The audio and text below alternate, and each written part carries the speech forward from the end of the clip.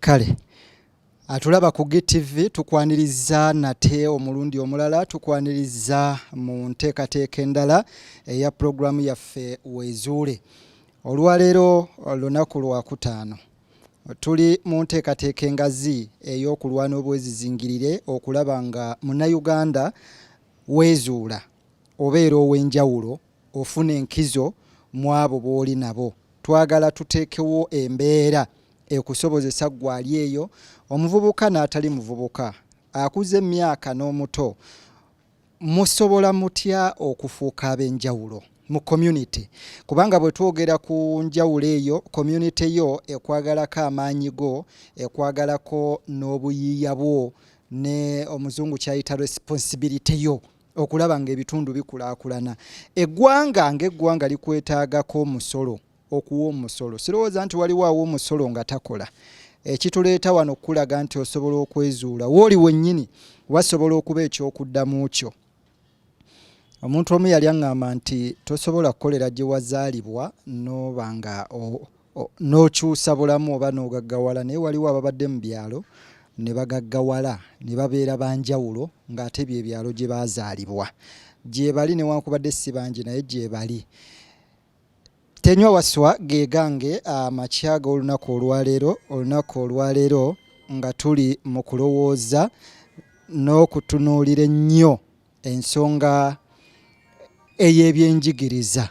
Abaffe ebyenjigiriza education ekola ki mu nkulaakulana y'eggwanga? Gwe mulamwa gwe twagala okwogerako. Ndi ne Kansala Faizo bwe tugenda okuba nga bwe tutyo tutambuza enteekateeka eno, naye omulamwa gwe twagala otambulirako. Abaffe ebyenjigiriza obuvunaanyizibwa bwabyo buliwa mu nkulaakulana y'eggwanga? Obuvunaanyizibwa bw'ebyenjigiriza mu nkulaakulana y'eggwanga gwe mulamwa omunene ennyo gwe twagala okwogerako.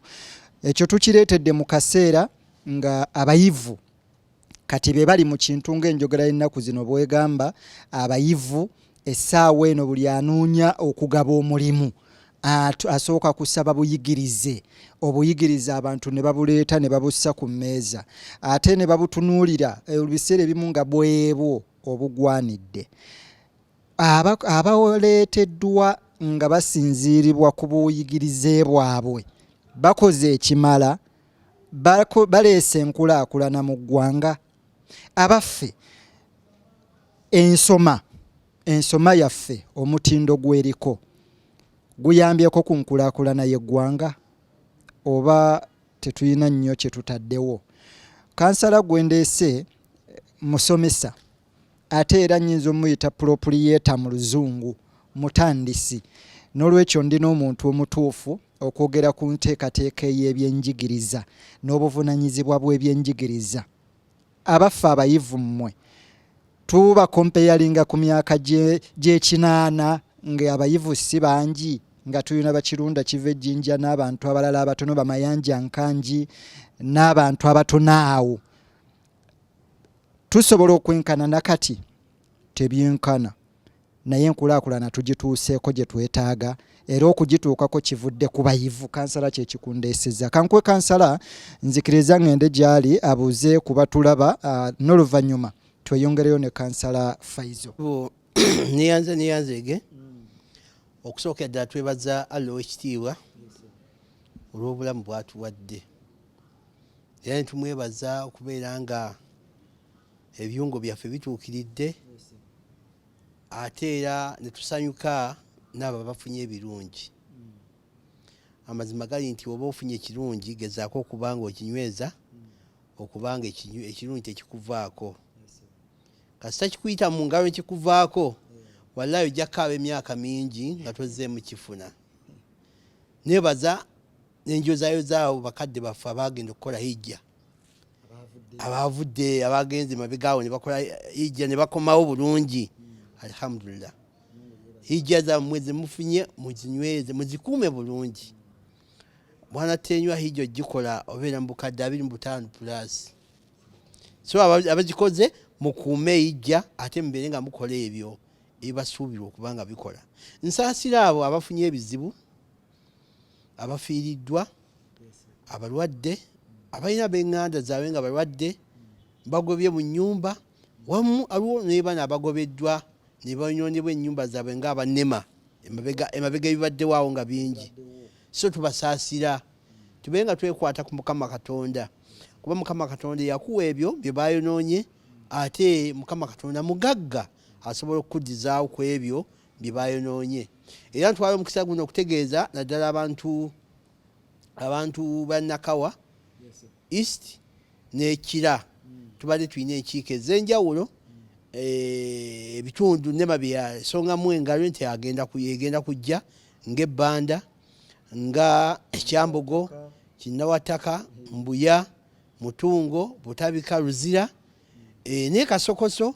Ebitundu ebyo twakolamu enkiiko ez'enjawulo era tubadde tutuula buli kyalo kyalondamu abantu babiri era abantu abo babadde batuulanga buluvannyuma lunaku nga bbiri naye tugenda kubaayo n'olukiiko lwawamu era tusuubira lujja kubeera ku biiki y'e Kasokoso ennaku z'omwezi zigenda kuba zitegeezebwa mu bwangu era tujja kuba tubategeeza naye nga tugenda kubeera ku biiki y'e Kasokoso tuteme empenda kuba ekirungi omuloodi Ssaalongo Erias Lukwago naffe abakulembeze abo twatuukirira omukulu akulira Nema ne tukkaanya nti tiwabaawo kumenya kujja mu Nakawa oba mu Kampala nga olukiiko olubaawo baluyita Kampala Capital City Authority oluvunaanyizibwako n'abannema okuba nga bakola ki nga batuulako. Olukiiko lubadde terunabakola ki terunabakulondebwa era lugenda bwadde ennaku z'omwezi 15 lugenda kuba nga lulondeddwa. Olukiiko lubaako Executive Director wa Kampala lubaako Muloodi Ssaalongo Erias Lukwago kubaako ba MP bonna aba Kampala ne kubaako ba Meya ab'amadivision ne kubaako ne ba Town Clerk. So tusuubira olukiiko lunaaba nga lulondeddwa lujja kukolagana awamu n'abannema babeere nga balumba ewali entobazi ezo tugezeeko kubanga tulambike nti olutobazi lukoma wano era abatuuze babeere nga balukuuma obutayingirawo kuba ekirungi ku kyalo kuliko Secretary for Environment nga ina connection n'abannema nga kyannaku okulaba nga omwaka oguwedde ennaku z'omwezi zalinnya December Nema yakola gazeeti ng'ekitabo mu Uganda yonna negamba abantu tuyitawo olutobazi naye ng'ate mu gazeeti eyo basinza ku satellite ebyuma ebyakwatanga entobazi zaaliwo mu 6 ne zigenda waggulu mu satellite era by'ebyuma byeyambisiza okuba nga bagazeetinga naye nga kyannaku nnyo bwana Tenywa okubeera nti Kampala yenna Kampala erina obusozi 7 bumanyikiddwa nga Old Kampala ne tuli nga Kibuli nga Lubaga buli 7 kati wansi w'obusozi obwo ntobazi okyaba ndowooza. So tulaba Erugogo tulaba wano Hamu Stadium tulaba Shoprite ezo zonna zibadde paaka enkadde paaka empya zonna zibadde ntobazi. So tusaba tukwataganyize wamu abakulembeze n'abakulira Nema tubeere nga abatuuze baffe tetubamenya okujjako obbalambika ate entobazi ezagenda tukkirize oba ekibuga kiri mu lutobazi. Erinnya nze Ssebayiga Faizo Kibirige Road Councillor okuva e Nakawa. Tweyanzege Councillor Faizo Ssebayiga tukweyanziza nnyo nnyini ddala olw'okuwabula naye ate era ng'omukulembeze nga proprietor omutandisi munnabyanjigiriza njagadde olwakadde tutandikirewo omulamwa gwaffe ogukwata ku mugaso gw'ebyenjigiriza mu nkulaakulana y'eggwanga lino. Abaffe eggwanga lino abayivu mu maaso eyo bagenda kuliyamba okweyongera okubeera ery'enjawulo. Abaffe baliyambye ekimala okulaakulana kwalyo. Kansala gwe nga munnabyanjigiriza mwe nga bannabyanjigiriza endaba yammwe ey'ebintu mulaba abayivu bakoze ekimala mu nkulaakulana y'eggwanga lyaffe ye ebyenjigiriza bye tulina obuvunaanyizibwa bwabyo buliwa era bulabikiddewa mu nteekateeka y'okulaakulanya eggwanga lino. Tulabye ng'okusima amafuta kuzze, waliwo ebintu ebinene ebizze nga byeyongerako, okusima golodi ne walala. Amafuta baatugamba abantu bagenda France ne basoma ne bakomawo ne bagako era ne bakyusa. Naye ate yadde nga twafuna abantu abasoma wano ne bagenda okuleeta bagenda okusoma e Bufalansa ne bakomawo ne bajja okusima oil. Naye era tulaba Abafalansa be bamusima total be basima amafuta gaffe newankubadde abaffe bagenda ne basoma. Ekirungi nabadde ndaba sabbiiti eno gye tuli mu kumalako sabbiiti eri nga ndaba Uganda yaleese emmeeri y'amafuta esookedde ddala. Uganda kati yeereetera amafuta, tuli tubadde ne babulooka nga babulooka kaakati, naye ekitongole ekya UNOC gavumenti kye yateekawo obuvunanyizibwa ku mafuta, oil company something, Uganda National Oil Company, abantu abo baleese amafuta consignment, bagiyita consignment ndowooza, eyasookedde ddala emmeeri lugogoma ey'amafuta ne landing era gatuuse bulungi mu ggwanga. Abantu abo ndowooza be bagenda okusoma amafuta, naye basoma kugaleeta, basoma ki? Kansala kanzijewo ebyenjigiriza byaffe bikoze ekimala. Asebo neyanzege olw'omulamwa omulungi gwoleese, omulamwa oguliko ttafaali egussa ku nnyaffe Uganda. Bwanatenywa okubala kuno kwakabaawo juzi ekwa sensasi kwalaze nti tulina obukadde bw'Abannayuganda buli mu ggwanga buli miliyoni 45,900,000 era za miliyoni 46. Era wiiki ewedde olupapula lw'obuzaava lwalaga abayivu abali mu parliament ne lwagamba nti abalina PhD mu parliament bali 18, abalina master degree bangi, abalina degree bangi, era ndowooza parliament eyo yesingamu abayivu. Abayivu beeyongedde, ekyaliwo mabega abantu basomye. Kati abayivu ebabeera nga bangi mu parliament, bwanatenywa nga n'oluzungu olwogerwa mu parliament lungi,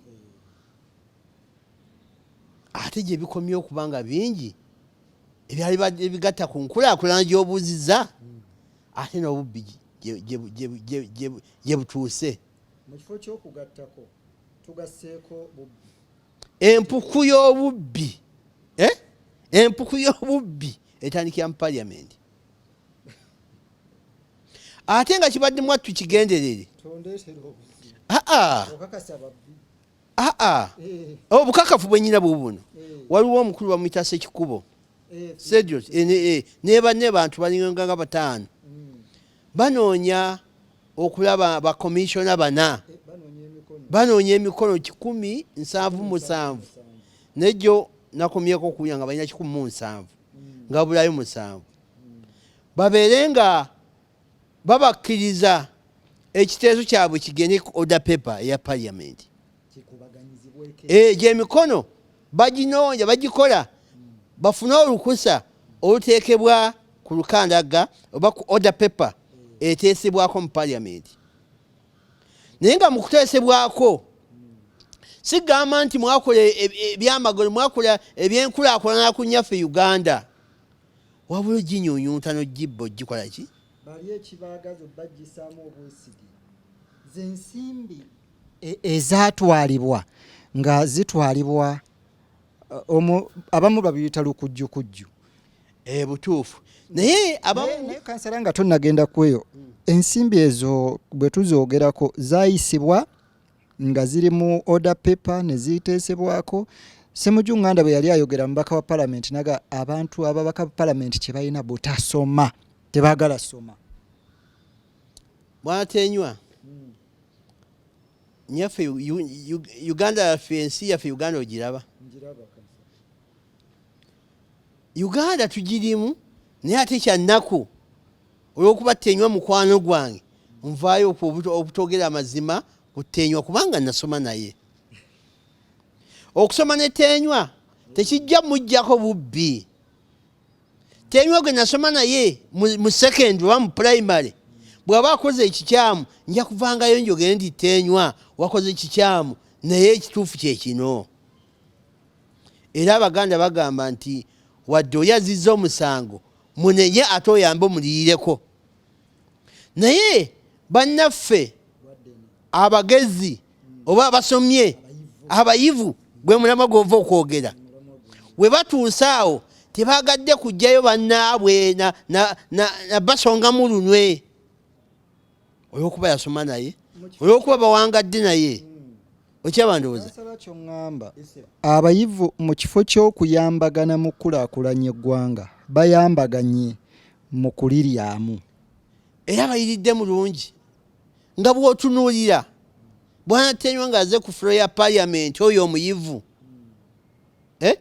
ayogera oluzungu n'ennyenje ne zikunkumuka ne zigwa.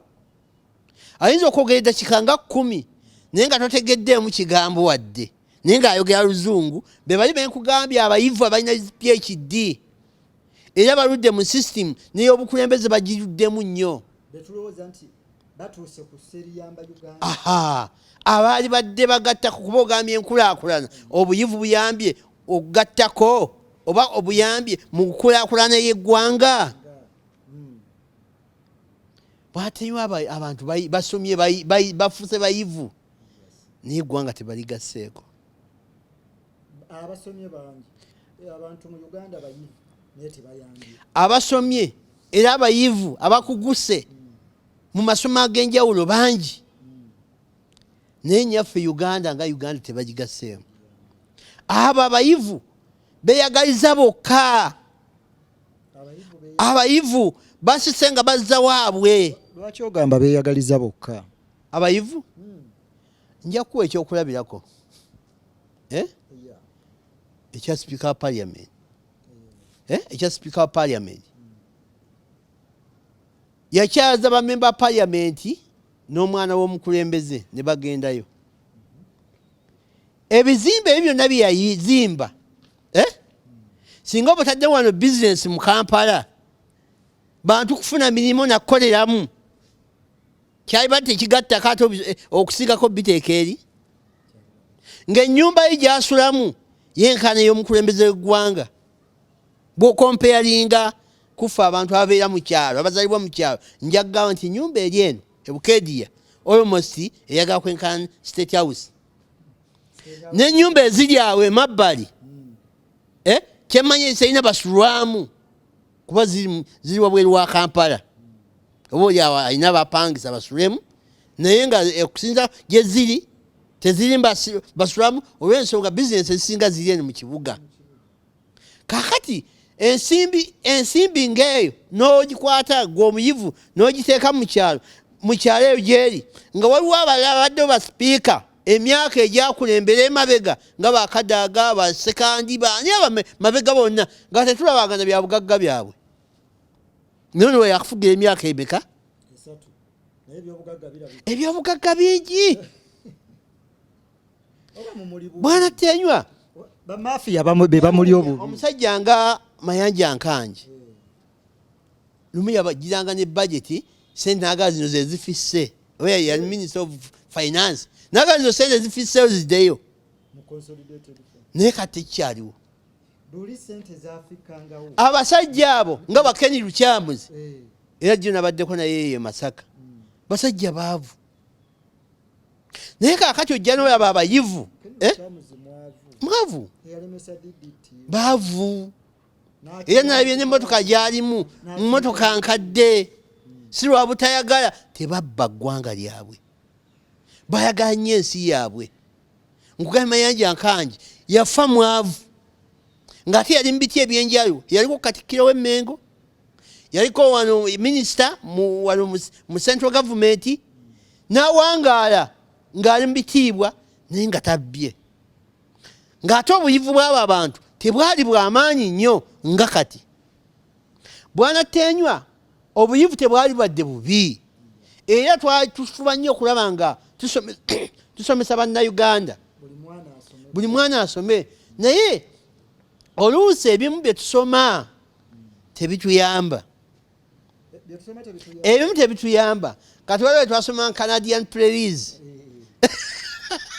watenywa mbuye bikuyambirawo Canadian Prairies nosoma ndiga eziri Australia Mississippi nosoma nogenda nomala ne bakutikira nofuna degree nimbulamu bwaffe obwa bulijjo bikuyambye eki bakadde baffe ne batuuka n'okwetundako ettaka najja nga asalako paka ku lubalaza nayagala Ttenywa asome era Ttenywa n'asoma n'akola ki n'amala bw'amaze kikyagaseeko kyokola kivalue kibaita value for money sente ze bakuteekamu zenkanakana nezo zofuna Ttenywa wakuteeka miliyoni za sente naye ng'omusaala oyinza okuba tofuna na miliyoni oba kyekivaako kiri kyobadde ogamba ekyobulyake bwebulisoobudinze bwesigamba nti bubbi wabula bulyake obulyake obwo mu butuufu ne gavumenti yaffe eno epuleyinze rolo y'amaanyi nnyo okulaba ebyenjigiriza nga bidda wansi okusingako emabegayo byali naye pulezidenti yatugambye babadde waliwo engeri gye balyamu enguzi munda omwo era kati olutalo yalugguddewo bwana Ttenywa Mwami Museveni okujjako nga tomumanyi bw'aba kugambye nti agenda Jjinja mukumbye Kaluma eba Bombo Road agambye agenda Jjinja mukumbye Bombo Road ojja kuba oli awo eddakiika ntono ng'akoze eki Mwami Museveni y'omu ku bakulembeze abalina intelligence abalina obukugu mu kunoonyereza n'embukesi era byebimu ebimuyambye okuba nga atufuga emyaka 4 gy'agenda okuweza naye wabaddewo ekintu kye bayita mpankuwe ekintu kye bayita mpanko ki amasiga gano 3 agafuga eggwanga okuli judiciary parliament ne executive gyakulembera nga waliwo ekyampanko ki nga yenna vulugu bamukolera mu parliament Mwami Museveni nga intelligence egimuwa abakesi nga babimuwa naye olw'okuba ayagala obukulembeze nga tafaayo nga teyenyigiramu nga takwata ku basajja be ne babba kuba ayagala kubeera nti ayo banayetaaga ku term limit okunyongerayo term limit ogijjawo ebisanja babisibe nja kwekozesa parliament egirimiti emyaka giwedde 75 nja kukozesa parliament ng'ate mu kyo oli asanga ne ssente ku akawunti tamanyi waje zaavudde sebo nalaba omubaka wa parliament omu ng'akutte ogusawo gwa ssente gunene ngadde eno sizinazikuwadde ngadde nze awo bayivu okimanyi Ttenywa oyo yakwata ogusawo gwa ssente nga tamanyi gye yagujje y'omu ku badokita betulina abakugu okimanyi dokita mulamba alina n'amalwaliro erisikka kulimu naye ng'akutte ogusawo gwa ssente tamanyi wagye gikugenda tamanyi wagye yakoze eki tamanyi gye yagujje naye yagufunye ne bagutwala gwewagupalesi gumanyi era bwakya naye tolona tumunanyisa bamusonyiye si mwe mwazimpadde omuntu omuyivu dokita bwanatenywa dokita abamu bannayuganda n'omuzadde seyo twabanga abato bakadde baffe bagamba Allah asaasira omwana wange ono asoma obwa dokita Allah asaasira omwana wange asoma obwa seeka Allah asaasira omwana wange ono asoma obwa looya naye dokita akutte omudidimu gwa simbi tamanyi gyazitwala kakati obuyivu bumuyambye eki bugaseeko ki gye bawunzikira bamugambye genda okola statement olw'okubula wajja otwala ki genda okola statement era ne bamuwa ne bondi bamuvunaana kubulwa weyagye sente nejazitwala nkugambye levu yaki ya buyivu dokita be bamu abasembayo waggulu era be bamu oyo dokita alina amalwaliro ag'enjawulo era akukebera bulungi nnyo n'amanya nti kino kyekikuluma kola kino era Allah n'ayisiza okwo nakujjanjaba n'okolaki n'owona. Naye Bukedde gye yava tamanyiiyo ne gyagenda takola ki? Gyajja sente tamanyiiyo ne gyazitwala taliiyo. Poliisi emugambye genda okola statement, oluvannyuma akola statement ne bamuwa bondi. Be bayivu. Simanyi gye zaggwera kuba twatandika tulaba bakanyama bamugaadinga asitudde sente. Sipiika Kasinde nazikuwadde nazitwala wa loopu nti wazijja nti saazijje wano teyasoma oyo. So bannayuganda nga tusomesa abaana baffe waliwo gye tutandikira. Wabawo edduwa okusookera ddala okufuna omwana omulongoofu. Edduwa eyo bw'ogifuna Allah n'akusobozesa n'ozaala omwana. Bw'omwana omuzaala n'osigala ng'omusabira edduwa ate n'omuteeka amasomero amalungi. Masomero amalungi awo ayigiramu ebintu bingi. Ate n'ekirala abaana baffe tuggyemu okubeera nga tubatiitiibya. Omwana omuyita Queen, King, Daddy, Sweet biki ebitiibwa byonna n'obimalayo omwana akula nga yeemanyi ki ye munene. Balina mwagala bwagazi. Mwana wa mami, mwana wa daddy bamwagala. Era yoyo mwana asoma n'amalako university era n'agenda mu constituency n'ateekamu ssente nnyingi nnyo ne bamulonda n'agenda mu parliament. Ebisigadde nga tayagala kukola ki? Tayagala kumanya. Kati nno nze naalibadde ndowooza ensoma ennungi twalibadde tugikopanga ku Bachina. Abachina tugezaako kansala tebamanyi yadde wakazungu naaka simanyi gy'otuzza. Anti nkulaga nti oluzungu si kwe kusoma kuba wabuzza nti abayivu bagasseeko ku nkulaakulana ya Uganda. Kubanga obuyivu si kwe kwogera oluzungu.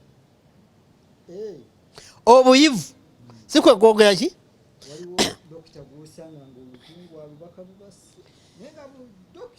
Nkulaze obuyivu okusoma okwogera oluzungu si kwe kukola ki? Si kwe kusoma. Njakuwayo sinaaliyo ziri bbiri.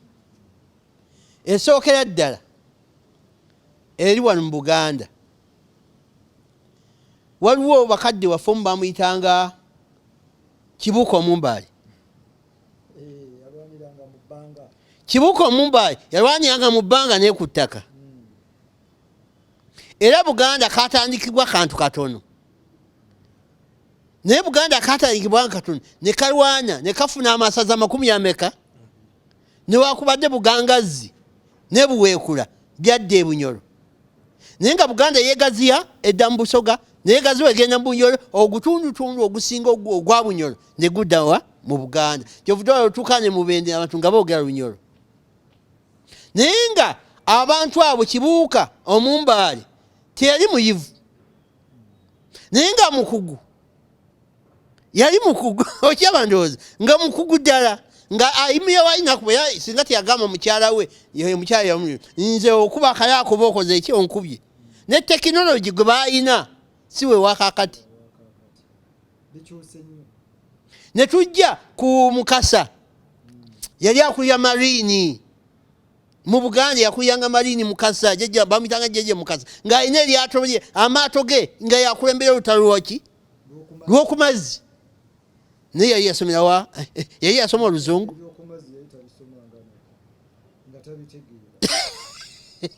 Yali tabimanyi naye nga mukugu. Buganda neyegaziwa okyaba oluvannyuma lw'okugazibwa ne tulaba abasajja ojja kulaba nga Abaganda bamu abayiiya music ne bayiiya ebika by'eŋŋoma tukoleyo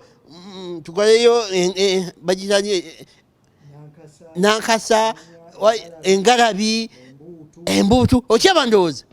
Abasajja baatuula ne bayiiya ebivuga nga bw'owulira mu mutima bikuwoomera. Si bayivu naye nga bayiiya. Ne tufunayo abasajja abaazaalibwa nga Hamani basudde ennyimba zo ziraba yali yasoma yunivasite yali yagimalirawo. Paulo Kafeero yali yasomerawo yunivasite. Naye ennaku zino olabayo tikwepica byebiki tebirina makulu oluyimba baluteekamu wali nazaala watudde wali n'omwana n'ofuluma oba n'okwata ku maaso oba ku matu nga toyagabiwulira. Kakati yeyembera mu ttambulira bakadde baffe ne batuula ne bagamba nti amagumba gano tetujja gasangako tuyiyeyo embugo. Nayiye ekintu kye n'akomaga n'ayambala n'ateekawo gomesi n'agira kanzu n'ayambala n'abeerawo nga bayiye ate nga bavumbuzi. Bakomaga embuga ebyo ne bazikola gye baggwera nga n'abazungu batukopye. Naye kaakati olwaleero embuga abantu bakola ki bazambala. Kituufu ne bakusaba mu kkubo ng'olwambala bakuddukako. Lwakuba amadiini gano ge tusinza abamu bamanyi nti olubugo lwa sitaani. Naye okimanyi nti nembazungu eriyo sitaani. Waliwo olusozi lwawe egundi awo embuya lwali lugaaniddwa okukolebwa. Yali mu 1988 ne baleeta omukazi yali muzungu bamujja Bungereza nga twaka ekola awo nga zifa embuya awo ng'agenda mu baraki awo buli twaka baleeta nga zifa ne baleeta omukazi omuzungu awo n'akubawo amabeere. Muzungu gwagamba nti olubugo sitaani kaakati ono omuzungu si sitaani. N'alaga nti yakwata emisambu ebiri awo ku lusozi Mbuya 88-89 era tractor zikolawo bulungi nnyo oluguudo lugguka batandika luyiwa kolansi. Kakati abavumirira embugo kikyamu sitaani gw'omwetwa era sitaani amenyikiddwa. Bakadde baffe bagamba nti oba nesengawo omutima gwo ekintu Katonda kyatayagala omutima gwo gukigamba. Irizi tolina gyesiba tolina genda kusamira. Tumanye nti Katonda ali omu. Waki ogenda mu nzikiza n'otandika okukola kyokweraguza ebyo bikyamu. Naye olubugo si lukyamu. Abasajja wano baayiyanga. Waliwo omulala omwami bamuyita omukenkufu Nyanzi oba otera mugoberera Profesa Nyanzi olaba ndowooza alina byateeka ku TV programu ze ennungi Profesa Nyanzi naye ng'azigattako. So mu mbeera ey'obuyivu obukulaakulanya gavumenti eno nginenya.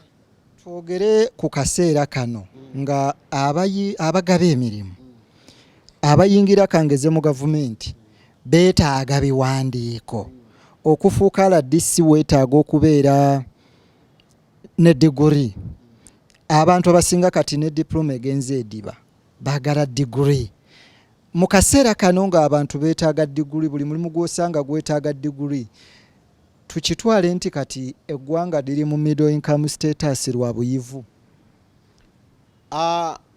Embeera eyo ng'abantu bavudde ku buyivu bwa P7 ne bava ku bwa senior 4 ne bava ku bwa senior 6 ne bava ku bwa diploma kati nga baagala diguri etandikibwako.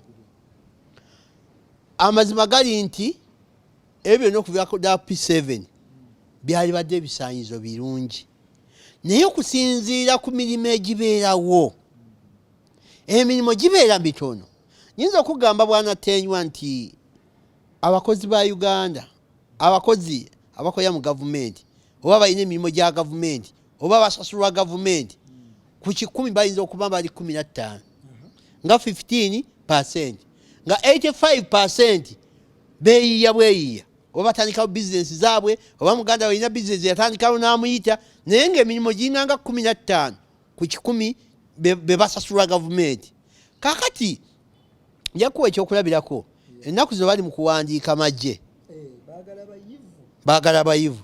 Kati mu kuwandiika amagye bayinza okwagala nti twetaaga abantu 5 owulira twetaaga abantu 5 abantu bajja 10,000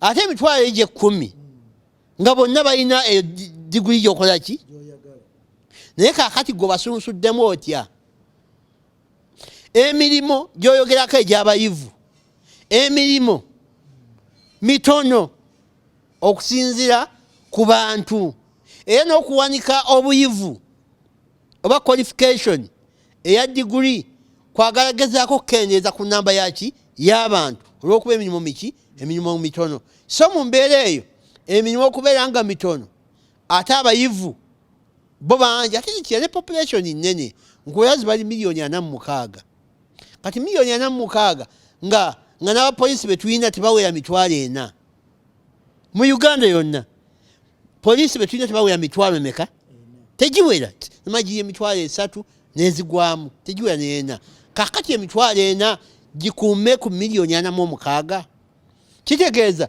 bodividinga omupoliisi omu ayinza okukuuma abantu nga 200 oba 300 muntu ogwo kakati olw'okuba emirimu mitono n'obuyivu ne bakola ki ne babwanvusa qualification ne bazambusa ate bazambusa waggulu ate nawo ne babawo kalumanywera nga abaziina baki bangi so mu mbeera y'obuyivu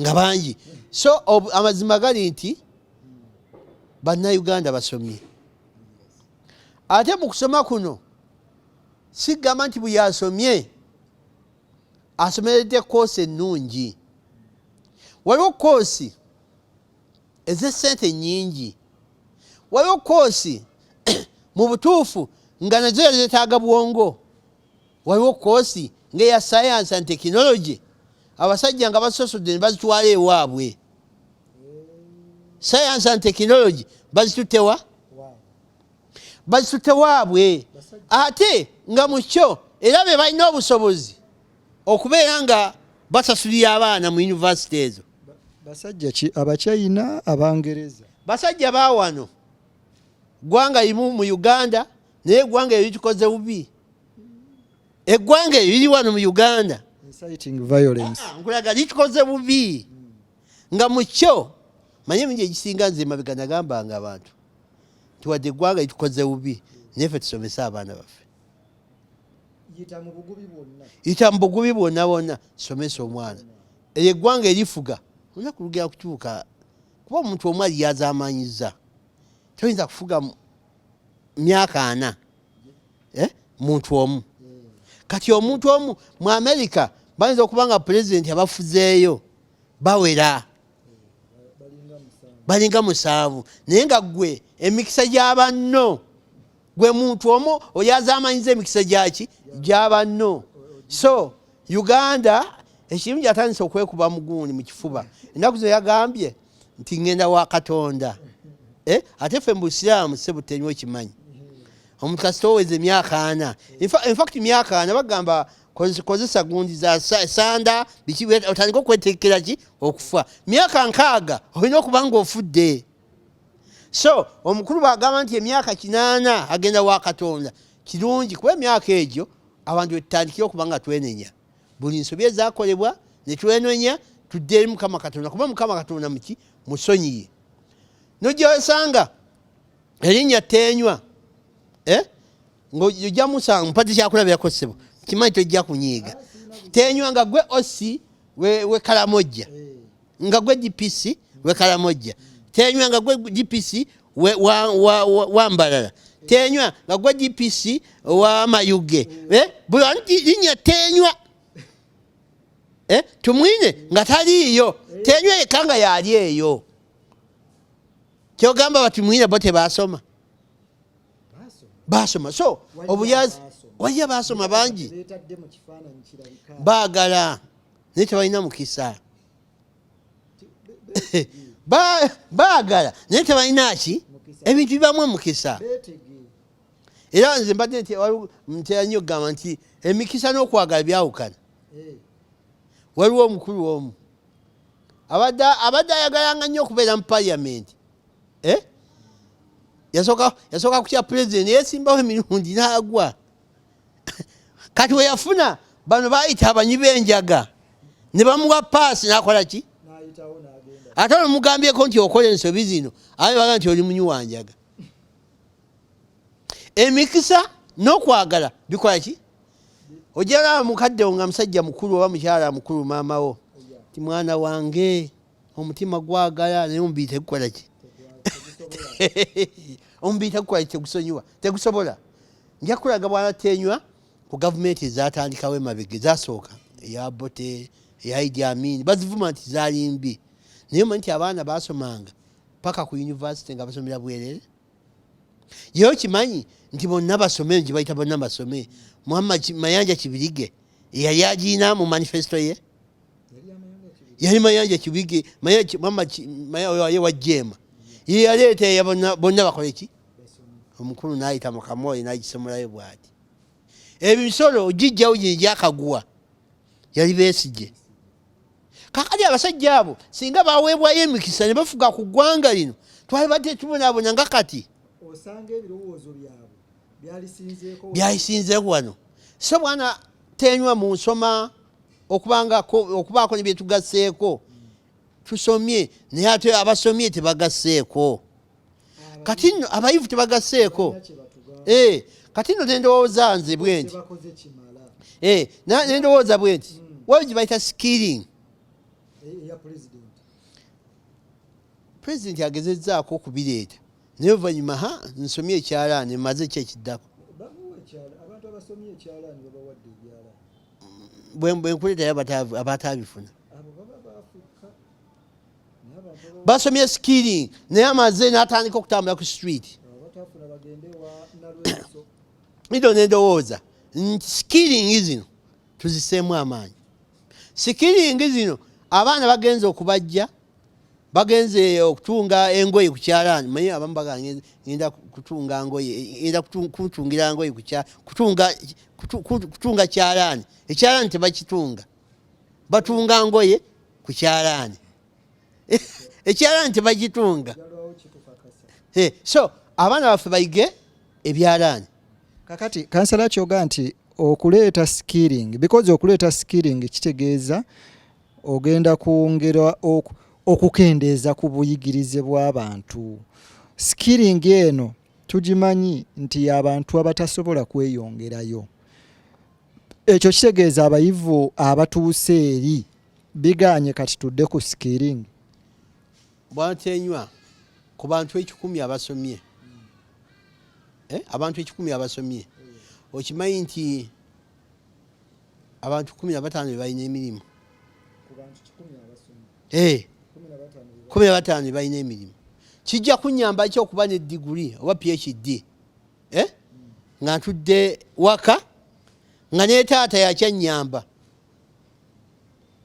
so nze mbadde ndowooza byebiye nagambe Canadian Press twabisoma bingi naye nga tebituyambye era nenkulaga nti University ya Science and Technology bagita yembala abantu bagisomyemu nga abafulumirayo Shiwaddiru atandikira ku mulimu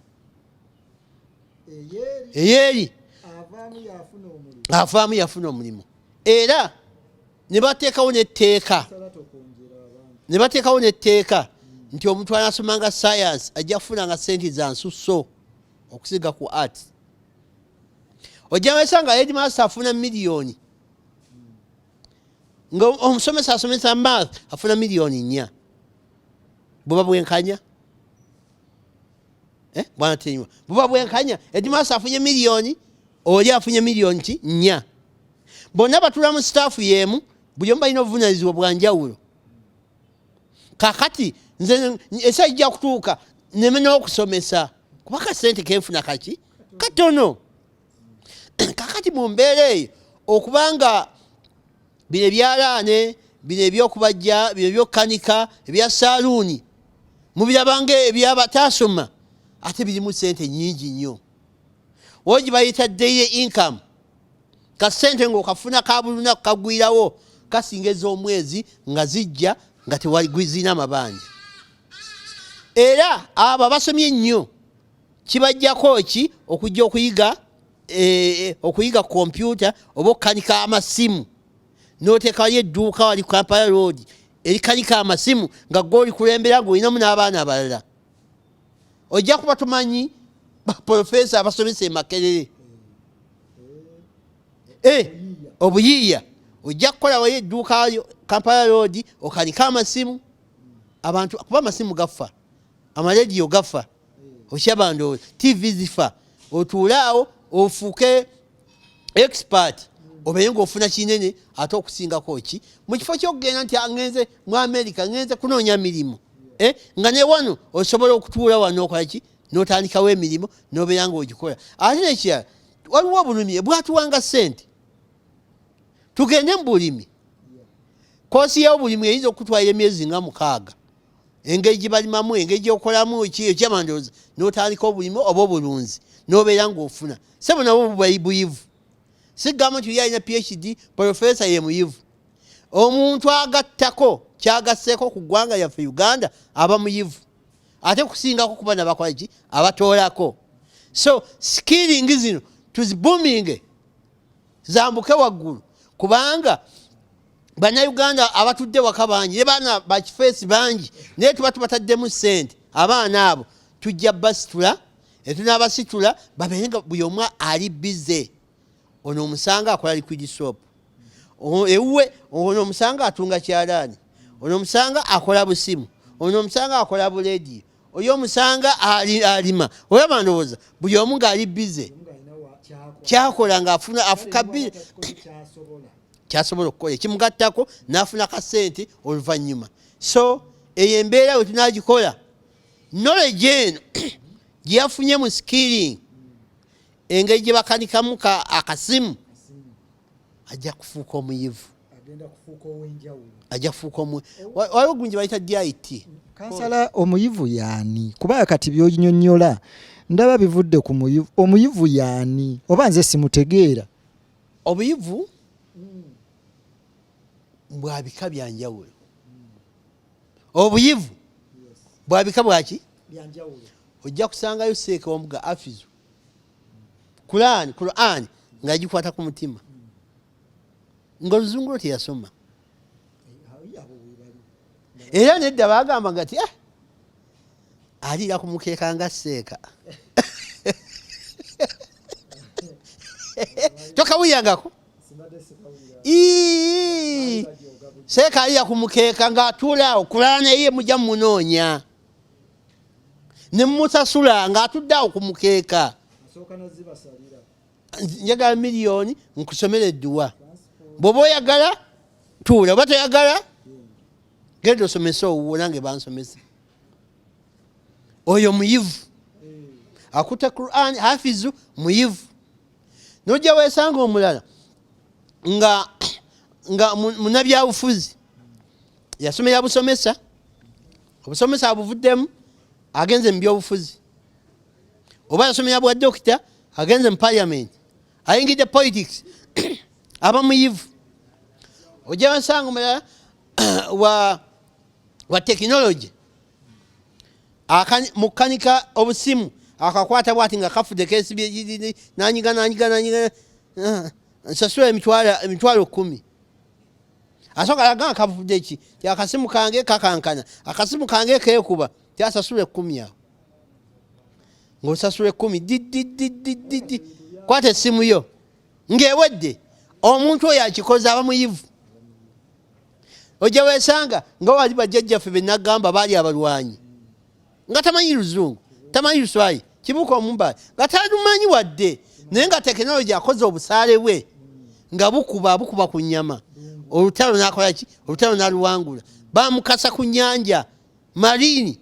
Kati nakulaba Amerika bazungu bazijja nti marini sima air force babikyusanga bukyusa. Era ojja osanga bamu abaali babajja bamu nga bakola emmundu. Omanyi nti abazungu batandika batema emikono, batandika okutema bajjajjaffe abaddugavu. Era during slavery abamu babatikka baali ab'amaanyi ne babatwala bali mu Amerika be bali mu kukola mafakutale agafulumya emmundu ez'amaanyi ezo bomu ezikuba ez'amaanyi bonna baddugavu abasinga obungi. So mu mbeera eyo obuyivu bwa bika bya njawulo. Oli muyivu muki? Tyawe muyivu munnabyabufuzi. Omanyi ne munnabyabufuzi naye abamukugu. N'osanga oli muyivu makanika. Emmotoka ya gundi yaganye okuba yingini bagikanyikidde wiiki n'amayi basi bayingini yagaana naye olina jjera agamba n'atulwana mukole kino bwekiti n'afuuka mukugu muyivu. Njakuwa ekyokulabika eChina buli omu atuula waka wuwe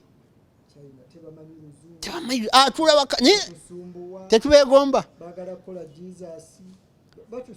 tetubegomba bameka wanawidde gundi passport nabuzi minister of internal affairs passport 13 bali bagagenda China bazikwatira awo tebaba wa visa nga baziranga mu internal affairs muje mu kime visa zamu naye ng'ogenda kweyatama iruzungu nga gwe olina ne degree abamu bayira zi master omuntu ofuuka omuyivu mu ekyo ekintu kyofunyemu obukugu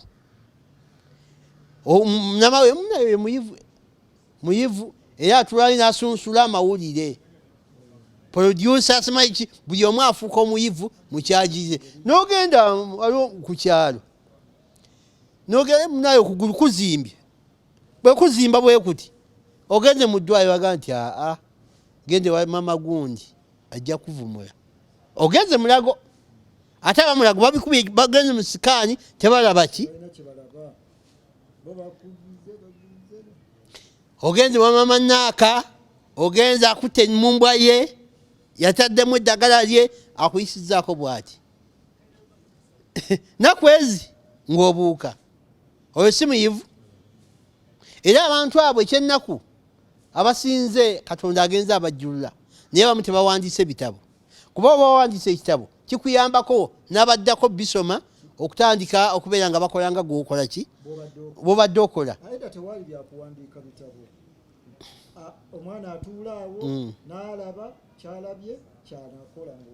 okimanyi nti abantu abo bagaggawadde nnyo ne batuuka n'okulinnya ennyonyi ogenda e Bulaaya nga bagenza kujjanjaba abantu ab'enjawulo akwata emumbwa zeezo n'agenda nazo waliwo emumbwa zebayita balinoonya busajja bukirana biki okyaba ndowooza naye nga oyo ayogerwako yasoma ku jjajjaawe gwe yalabanga bw'ati ng'abikola balukwago abo Rashidi Lukwago abo yalaba taata we ng'akola kino naye n'akola ki naye n'afuuka omuyivu wafuuka omuyivu naye taliko okikola nekikwatayo bwe kikwatayo n'afuuka w'amaanyi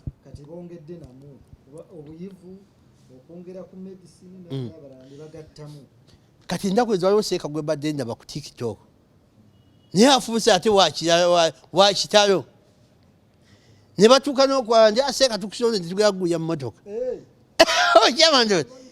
oba yawedde bagimaze ogisa babadde bagisonda ku TikTok naye ki kumanya kwogera na bintu biruma abantu ebintu ebiruma abantu bw'obyogerako n'obawa solution n'obagamba nti bannaaye tewali ayinza kukuyamba kujja mu bwavu okuggyako Katonda bannaaye covid ono yatulumira emyaka 2 tewali ayinza kukuliisa okuggyako Katonda bannaaye bannabbanja batulimbalimba nti buli omu akyajinga essimu ye ejjule kasenti kagenda kujja bakolwayo abantu tebakyalaba abasomesa batuula ne babawandiika kasente kagenda kujja bakolwayo tekakolanga ki omwana adamu alimba ne Katonda talimba sente z'abasomesa abazibba banga bakwata bakutteko 2 kibba sente ezo mubamu abagezi mubamu nga bwe nagambye mu kutandika timwali mu 7 amasiga gana 3 yali yagawampankuwe asatu judicial parliament ne executive jakuleme waliwo byampankuwe kakati byampankuwe ennaku zino agenda n'akangamu era yasooka yabayita ekkolero ng'onagamba leeta nkwata ab'enguzi kwata bakwate leeta wabyabanga mu kyalo ebyo nga binyuma nga tekikwata era abasaakiriza bano nga bo banyumisa naye ng'okikutteko ng'awulira era omu ku bo omu yasayininga ne ku gundi y'abakomishona ey'abana yasayiningako naga nti twetaaga babbi naye nga yabbye obuwumbi 164 omu ku bo era y'omu kuba badde batembeeta ekibiina kye bayita piraawo simanya piraawo bakitaani piraawo naye nebaza waliwo omukungu omu kiki Kiwenda omanyi ffe tubira bulabi ffe tutya bulabi NUP eri wali egumbi bweti NUP eri wali ekoze ki ajjajje mwana ne taata begatta oba nani bakola ki begatta bajje so mu mbeera eyo nga mubbye biliyoni 164 ate ng'osayininga bano ababbye biliyoni 1.7 si 1.7 biliyoni aba 1 bagende bagende naye ng'ate n'ekikyo kikola ki era kino pulezidenti okuvaayo okubeera nti atandise bakwatako kubakanga era alina kyapulaani nga kyaleeta alina kyaleeta nga abami paliamenti buli omu ajja kukola ki ajja kuba afukamira bufukamizi bwati nze pulezidenti wange ali kiriya pulezidenti wange Kyagulanyi ali kiriya fe yatuyita n'atugamba yatuyita Kyagulanyi n'atugamba nti bakansala nawulya waliwo abagenda ebweru nawulya waliwo akola ki naye mubagambe tebaddamu okufuna ssente y'omuwa omusolo n'asaba sipiika waffe n'amugamba tugologane bana abatukubira gundi ekitongole ekitekiniko tebaddamu kuwa muntu eyagenda wa era sente baziyimiriza tewali afuna pulezidenti yavaayo n'atuyita emagere n'atugamba eyo sente olina ogikolerera naye bwe bategikoleredde bakusasula ki kansala tumalirize bwe tuba tumaliriza njagala ekigambo kyo eri bannabyanjigiriza tukole tutya okutereeza ebyenjigiriza byaffe nga tumaliriza so mu kumaliriza bannanjigiriza njabba saba esookera ddala okubeera abagumiikiriza bwanate nnyo bannanjigiriza basanga okusomooza kungi nga mu byo ebizimbe bye tulina ebisinga obungi tuwa omusolo ogw'enjawulo URA etugiwa KCC etugiwa abawumeme tubawa abawoota tubawa n'omusaala gw'abasomesa ng'osukka emitwalo 23 era nagwo tuvunaanyizibwako okubanga tukola ki nga tusasula omusolo ogwo mu kusomooza okw'amaanyi okwo kwe tuyitamu n'ojja weesanga abaana be tugunjula nga tubasomesa abazadde ababazaala baavu bwantenywa nze ndi wa primary nenja kwesanga nti nyinza okutuuza abaana maga 40 taamu naye abaana abo bagenda okutuuka emyaka ena gigenda okuyitawo ng'abaana 32 bwona bupaasiripu bwabwe buli ku ssomero lyange omwana asoma n'olinda kukwata kapaasiripu gwe enkulaakulana yo gyoyinza okugatta ku ssomero fiizi aba aganye gwe enkulaakulana gyoyinza okugattako kwegenda mu banka kwewola ssente ate ekirungi olwo banka gye bayita salaamu banka era nkubira abantu omulanga mugende mugyettanire salaamu banka terina interest oba oyagala kuzimba ssomero ekuyambako n'ozimba ne mwebala ne mugabana amagoba so mbenjigiriza tufube nnyo okubeera nga tugunjula abaana ate twewale okukuba abaana tubagunjule naye nga tetubakubye manyi okukuba ogunjula kwa njawulo nyinza okugamba yimirirawo dakiika 5 mba kugunjudde mu kifo ky'okukuba abaana n'omuleetako ki obulemu n'embale kati kansala eri abayivu eri abayivu mbasaba bannaye abayivu mubeere nga mudde eri Katonda mutye Katonda kubanga ebyabasomesa si kubba bantu ebyabasomesa kugatta ku Uganda mu kifo ky'ogikendeezaako essebu neyanzege erinnya asigadde Sibayiga Faizi Kibirige Lord Kansala okuva e Nakawa yanzege abadde atulaba ku GTV bwetyo bwe tubadde akadde kalinga kakomo nannyini kakomo bwakakusaba bwati ng'okamuwa tukwebaza nnyo tenywa waswage gange nate omulundi omulala tujja kuba tukwataganira mu ngeri y'emu bweti nkwagaliza weekend ennungi assalamu alaikum wa rahmatullahi wa barakatuh